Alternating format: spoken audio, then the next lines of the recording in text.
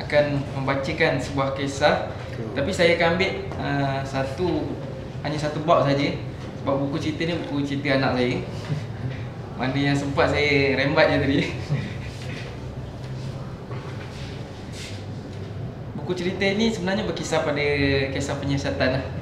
Bagaimana anak gadis ini sebenarnya dia merupakan anak kepada seorang penyiasat terkemuka. Jadi dia pun mengikut jejak langkah ayah dia untuk menyiasat satu kes. Sebenarnya kes berkaitan dengan rompakan.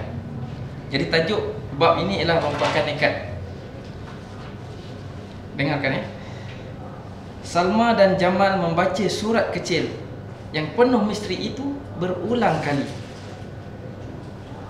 Mungkin barang-barang yang mereka maksudkan ini adalah perhiasan yang tersimpan di tingkat 2, kata Salma. Mungkin juga, sahut Jamal. Surat kecil ini bermaksud banyak barang-barang yang boleh dijual dengan harga yang mahal di rumah ini. Salma berkata. Tepat, Jamal kata. Saya fikir mereka akan datang pada bila-bila masa saja untuk melakukan kecurian.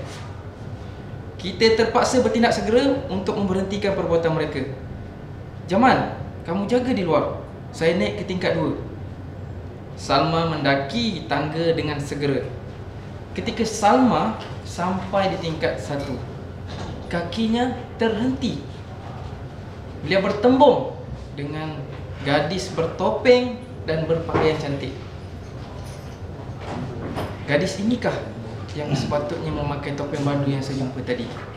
Fikir Salma sendirian.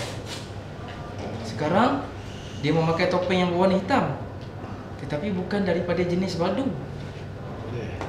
Buat beberapa ketika, dua orang gadis itu saling berpandangan. Salma dapat melihat sekali imbas sepasang mata cantik dan bibir tertutup rapat seperti orang geram. Tiba-tiba semua lampu terpadam. Gadis itu memegang Salma dengan kuat dan kemudian menutup mulut Salma. Salma berusaha melepaskan diri, sementara di ruang bawah tempat orang menari kedengaran hiruk pikuk dengan jeritan.